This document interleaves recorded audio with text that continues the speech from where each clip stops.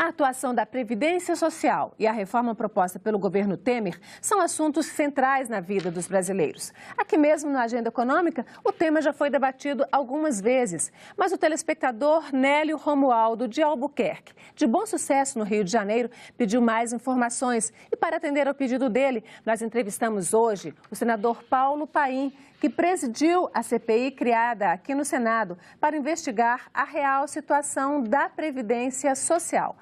Senador, muito bem-vindo, obrigada pela sua presença aqui na Agenda Econômica. Prazer é nosso e um tema tão importante que de uma vez por toda, como a gente fala, a gente esclarece e vai colocar no devido lugar a verdade sobre a Previdência no Brasil.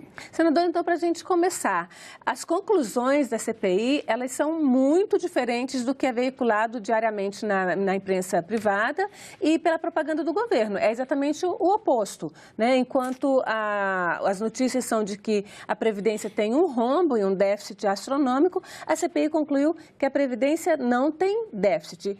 Começa explicando para a gente isso aí, que é muito fora do senso comum. Olha, eu fui constituinte e nós já sabíamos que só a contribuição de empregado e empregador não ia garantir o superávit tão sonhado e falado por nós para a nossa Previdência.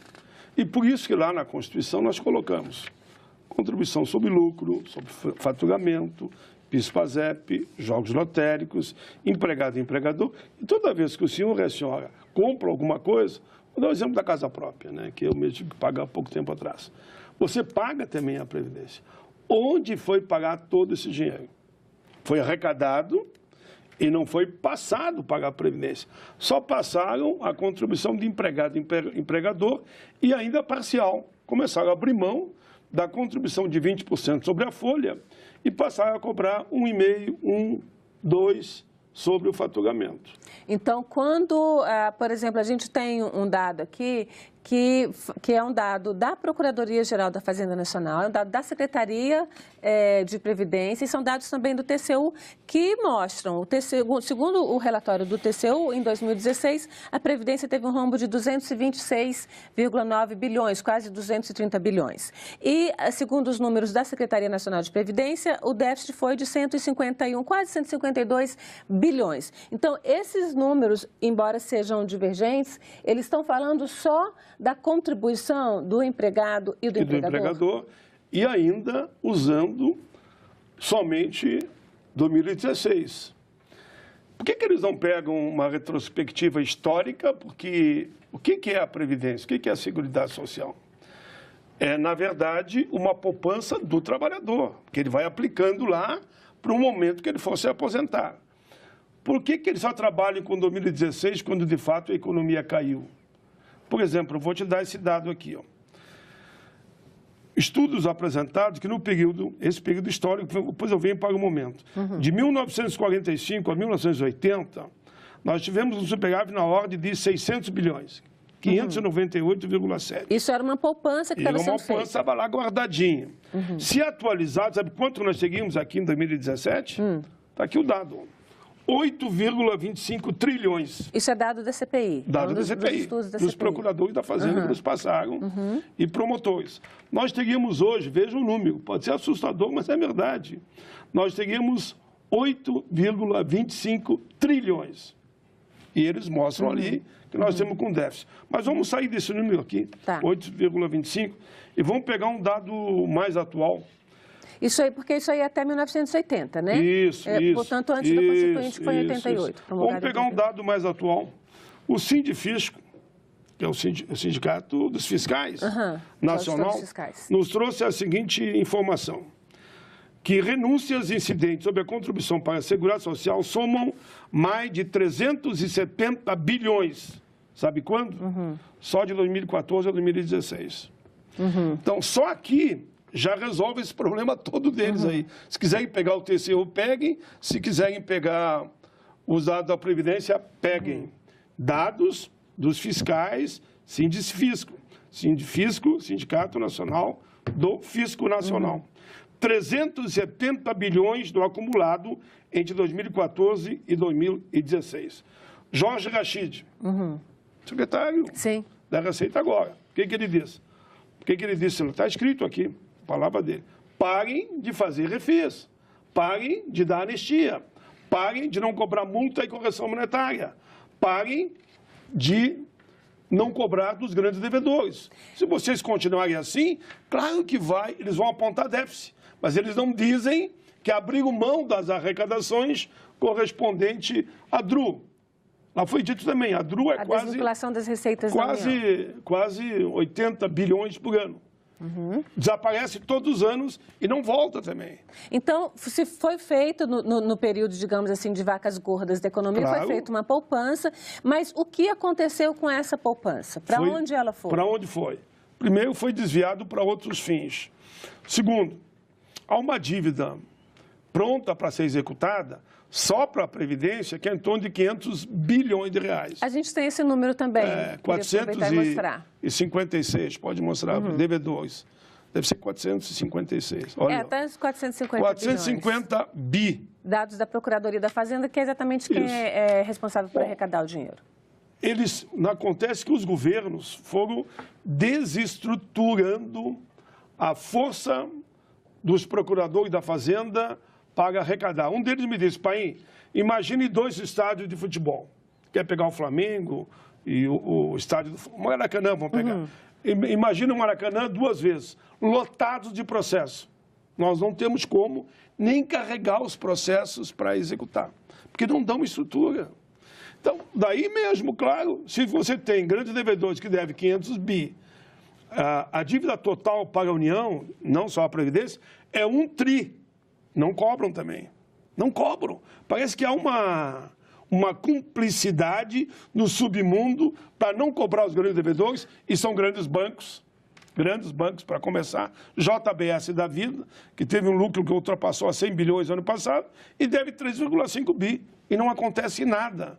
Nós chamamos lá os grandes devedores, já que estamos no tema grandes devedores, chamamos os 5 maiores bancos devedores, 5 maiores empreiteiras, 5 maiores setores do comércio, 5 maiores dos frigoríficos, sabe que todos dizem, devo, não nego, não pago, estou brigando na justiça e estou esperando um novo refis, um novo perdão da dívida. Daí a barbada. Aí eu pergunto, eu quero concluir com essa fala. Mas todo ano, sim. Então, todo ano eles fazem isso. E não todo é só fim de ano tem um refis. Exato, que é o fim do mundo. O que o empresário sério diz?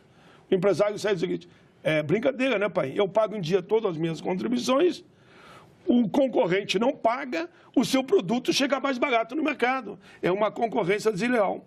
Só a apropriação indébita, conforme a própria Receita, os auditores fiscais, é 30 bi por ano.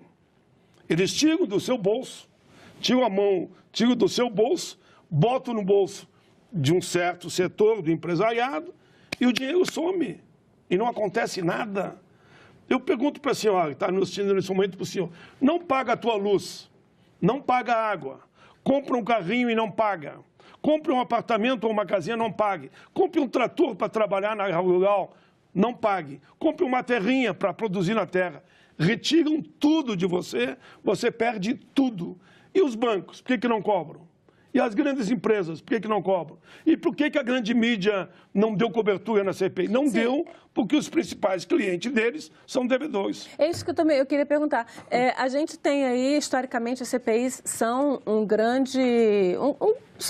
espaço de grande visibilidade para alguns problemas do país, né? Problemas políticos e também problemas econômicos. Essa CPI, ao contrário da maioria das outras, não teve praticamente nenhuma divulgação. Só quem cobriu mais, eu diria que foi, claro, eu cumprimento aqui com carinho o sistema de comunicação do Senado.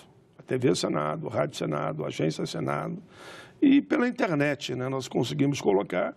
Nós pretendemos esse relatório remeter para as universidades, remeter para os governadores, para os deputados estaduais, vereadores, prefeitos, para as entidades de trabalhador, de empregador, para os 81 senadores e para os 513 deputados. E por que eles não cobriram? Porque é interesse do mercado.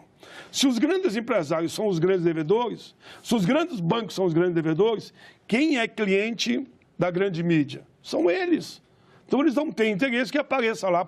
Vou dar aqui como exemplo. Nome da Caixa Econômica Federal, devedor. Banco do Brasil, devedor. Itaú, devedor. Bradesco, devedor. Então, isso eles não têm interesse que apareça lá. Que o marketing deles, claro que não vai permitir que aparecesse. Agora, quando a gente tem um empresário, uma empresa desse porte devendo, ela tem uma série de possibilidades de recurso. Mas a gente tem também espaços dentro do governo que são os espaços de cobrança. A gente viu aqui, a gente trabalha com números da Procuradoria-Geral da Fazenda Nacional, que é encarregada de arrecadar. O que é que está acontecendo? O senhor falou aí do desaparelhamento. Falta de estrutura, falta de gente. Por exemplo, auditores fiscais. Nós precisávamos ter uns 10 mil para fiscalizar o número de empresas que tem no Brasil. Tem quantos? Deve ter uns 900 ou 1.000. Procuradores da Fazenda, deve ter uns 3 mil. Dados que nós recebemos lá, precisaria em torno de 6 mil, o dobro. Se não tem estrutura para cobrar, claro que não cobra. E eles vão nas artimanhas que vão usando na justiça para não pagar. E, bom, se não executa, não cobra, por isso que eu digo. Não paga o teu imposto de renda para ver o que acontece, você mesmo. Aí tudo dá um jeito, né? Ligeirinho eles te caçam. Ah, o meu é cobrado em folha. Não, o meu também. O trabalhador é cobrado em folha, né? Não paga para ver.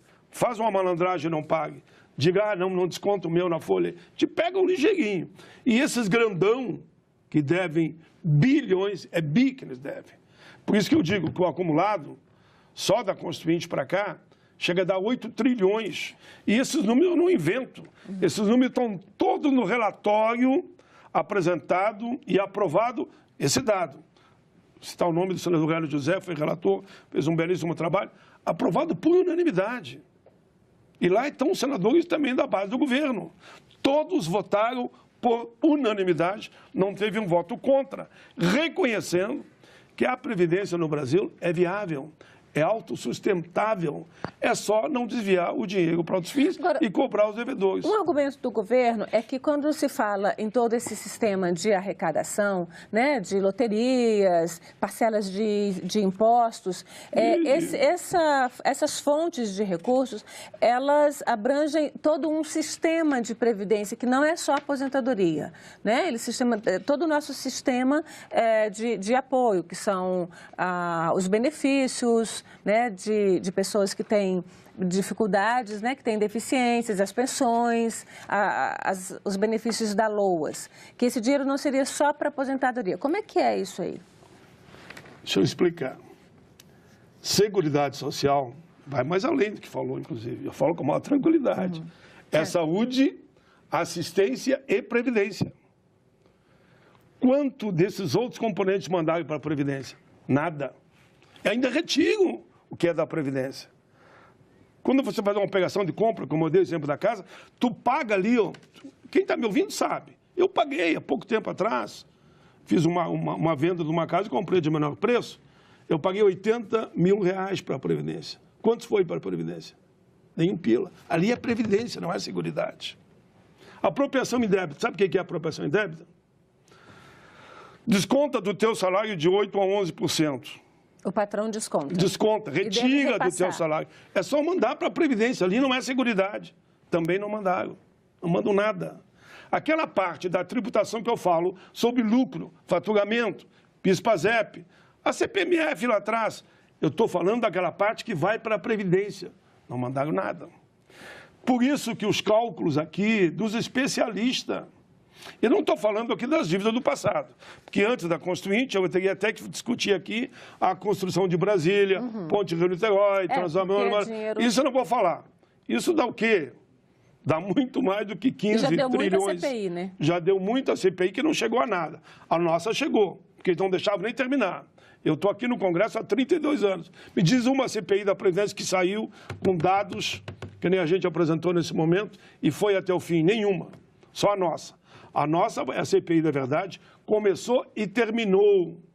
E eles estão loucos de medo, porque nós vamos divulgar esse relatório para todos. Eu chego a dizer o seguinte, tem dúvida que é que tu está razão? Faz tipo uma operação Lava Jato em cima dos devedores da Previdência. Senador, o senhor falou vai muita gente para a cadeia. O senhor falou de que os governos fazem refis. Agora, todos os governos fizeram refis, né? Não estou dizendo o governo do PSDB fez refis, do PT fez refis, o atual PMDB fez refis.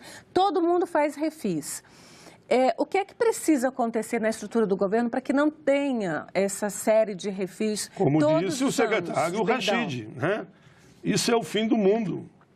O que o Rachid diz? Parem de fazer refis. Nós também. Parem de dar anistia dos grandes devedores. Parem de não cobrar multa. Parem de não cobrar juro. Agora, porque se vocês... Eu estou dizendo que ele disse para o Congresso. Se vocês incentivam o cara a não pagar, claro que ele não vai pagar. E eu, desde que eu iniciei aqui a nossa conversa, eu digo, eu estou falando da Constituinte para cá. Da Constituinte para cá passaram todos os governos. Todos os governos que passaram. Eu não estou dizendo que foi esse ou aquele governo. Eu estou aqui defendendo a Previdência.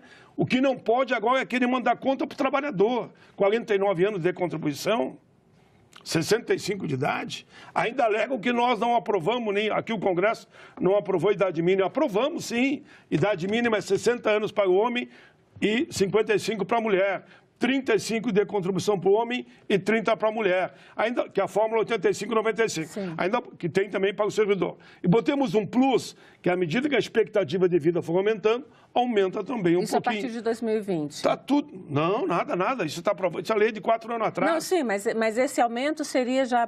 Esse aumento da idade começaria em 2020? A partir... Cada 2 anos. Cada 2 anos, não é 2020, no caso. Porque a lei já tem 3, 4 anos. Cada 2 anos que a expectativa do IBGE disser que aumentou a expectativa de vida, também aumenta mais um plus. Eu acho que você tem razão. Entra em vigor isso aqui a partir de 2020. Entra em vigor em 2018 isso. E a primeiro reajuste depois dali 2 anos. Em 2020. Exatamente, 2018 e 2020. Então, tudo isso está resolvido. Para que fazer a reforma? Sabe para que é essa reforma? Que eles não dizem, nas perguntas que eles colocam. Essa reforma só interessa ao sistema financeiro. Quem são os maiores devedores da Previdência? Os bancos. Quem vai administrar os fundos de pensões privados? Os bancos. Quem vai ganhar quando vai à falência? Os bancos. Porque aconteceu em inúmeros lugares, como o Chile, na própria Argentina, nos Estados Unidos. O banco não quebra, o que quebra é o fundo de pensão privado. Veja a própria situação que estão hoje os fundos de pensões que tem no Brasil, que são autônomos. Inúmeros estão quebrando. E se abre corrupção para todo lado. E se abre um mercado grande também de previdência privada, né? Hoje todo mundo faz uma previdência privada. Quando você percebe... Eu vou dar um dado que é interessante. Essa proposta do governo diz que você vai se aposentar só com 49 de contribuição e 65 de idade. Sabe qual é a média de emprego do brasileiro? Em média, é 9,1. Para você calcular a tua aposentadoria, tu tem que pegar o dia que você assinou a carteira, assinou com 20 anos, pode somar com 64,1. Vai se aposentar com 84 anos. Para ter uma aposentadoria no teto. No teto. No teto pode ser do salário mínimo. Sim, no teto do salário, entendo. No teto daquilo que você ganha.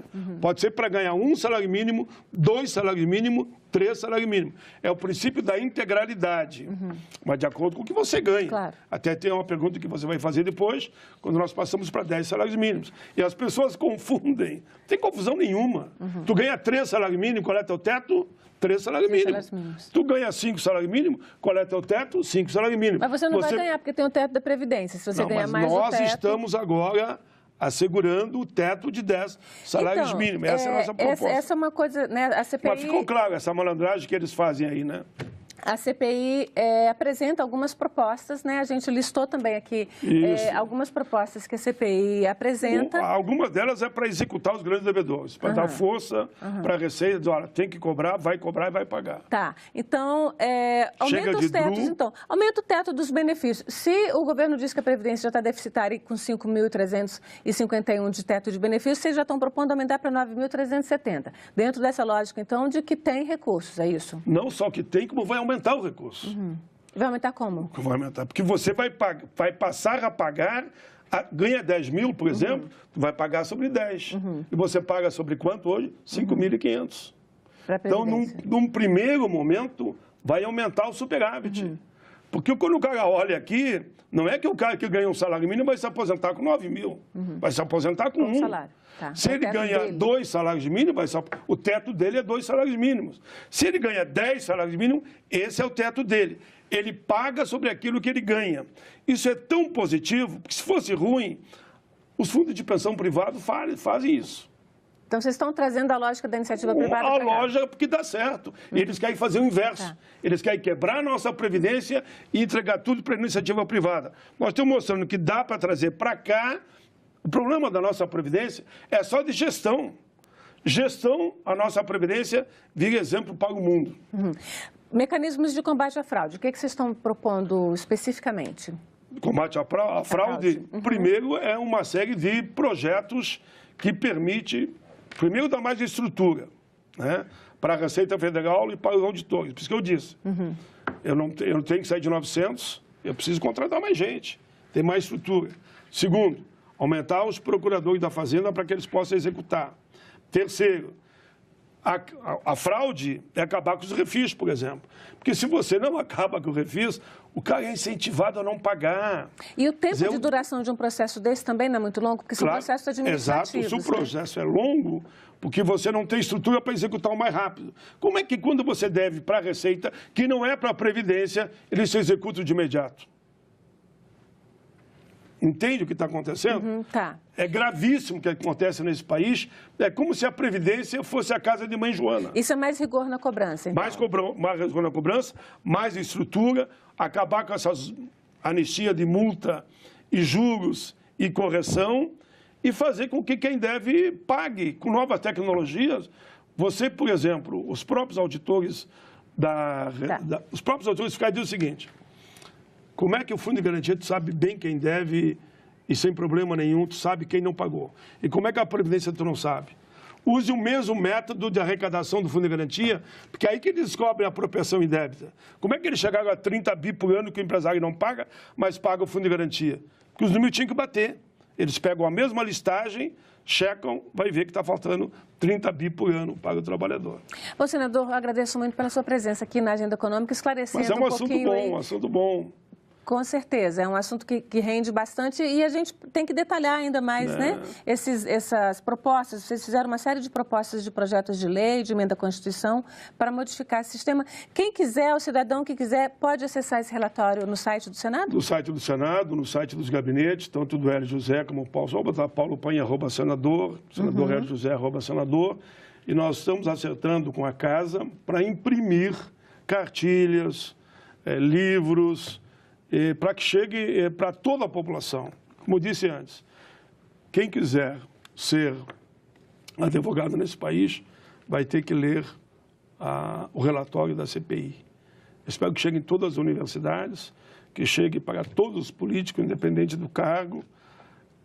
Olha, estou falando com muita segurança. Acabando com a corrupção, o desvio, a sonegação, a apropriação indébita e os refis. Não precisa nem pagar o atrasado. Só daqui para frente a Previdência está garantida superávit. Obrigada mais uma vez, senador.